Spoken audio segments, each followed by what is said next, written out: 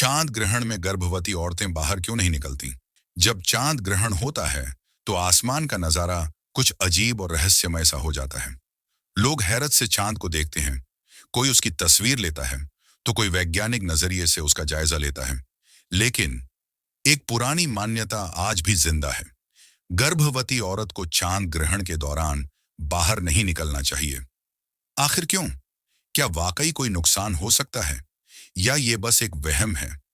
आइए इस राज को विज्ञान, चिकित्सा और परंपराओं की रोशनी में समझते हैं। पुरानी मान्यता क्या कहती है? भारत, अरब देशों और कई दूसरी सभ्यताओं में यह विश्वास पाया जाता है कि अगर गर्भवती औरत चांद ग्रहण के दौरान बाहर निकले या चांद को देख ले तो इसका असर उसके बच्चे पर पड़ सकता है। कहा जाता है कि बच्चे के शरीर पर कोई कट या निशान पड़ सकता है। बच्चा किसी कमी या अपंगता के साथ जन्म ले सकता है। कुछ मान्यताओं में तो ये भी कहा गया है कि ग्रहण के वक्त चांद की रोशनी जहरीली हो जाती है। ये सब बातें पीढ़ियों से जुबानी चली आ रही हैं।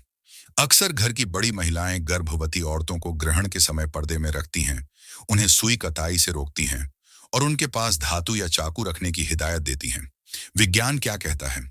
विज्ञान के अनुसार चांद ग्रहण सिर्फ धरती, सूरज और चांद के एक सीध में आने से होता है।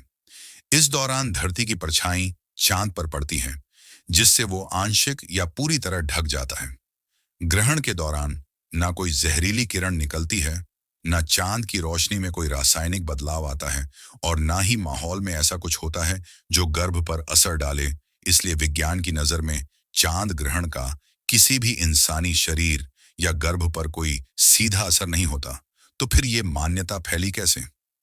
असल में ये विश्वास प्राचीन समय की सतर्कता और अनुभव से जुड़ा है। तब जब डॉक्टर और मेडिकल सुविधा नहीं थी, तो लोग हर घटना को प्राकृतिक चीजों से जोड़ देते थे।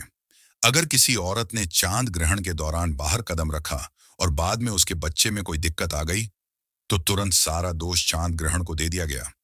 धीरे धीरे ये यकीन मजबूत होता गया और समाज में ग्रहण खतरनाक है जैसी सोच बन गई। मानसिक असर भी अहम है। गर्भावस्था में औरत न सिर्फ शारीरिक रूप से बल्कि मानसिक और भावनात्मक रूप से भी नाजुक हो जाती है। चांद ग्रहण का सन्नाटा, घर वालों की सख्ती, बाहर मत जाना, ये मत करना जैसी बातें उसके दिल दिमाग पर असर डाल सकती हैं। ये डर और दबाव कई बार औरत को बेचैनी, घबराहट या चिंता में डाल देते हैं। इसीलिए ऐसे वक्त में उसे प्यार, सुकून और सहारा देना सबसे जरूरी होता है, चाहे ग्रहण हो या कोई आम दिन। इस्लाम क्या सिखाता है?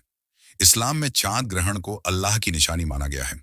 हुजूर के जमाने में जब सूरज ग्रहण हुआ था तो आपने नमाज कुसूफ पढ़ी थी, लेकिन इस्लाम ने ग्रहण को बदशगुनी नहीं बताया, गर्भवती औरत को बाहर निकलने से मना नहीं किया और ना ही किसी बुरे असर या डर की बात कही। बल्कि इस्लाम हमें सिखाता है कि ऐसे समय में नमाज, दुआ और तौबा करनी चाहिए, डर फैलाने के बजाय। नतीजा क्या करना चाहिए?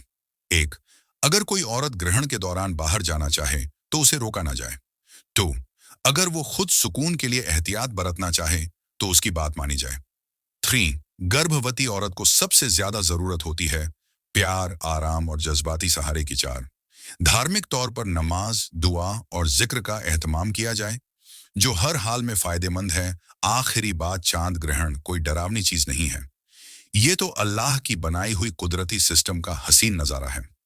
चाहे कोई गर्भवती औरत हो या आम इंसान, हिफाजत हमेशा एहतियात, साफ सुथरे रहन सहन, दिल के सुकून और अल्लाह पर भरोसे में है। अगर आपको ये जानकारी अच्छी लगी हो तो इसे दूसरों तक जरूर पहुंचाएं, ताकि गलतफहमियां दूर हों और सच्चाई सब तक पहुंचे।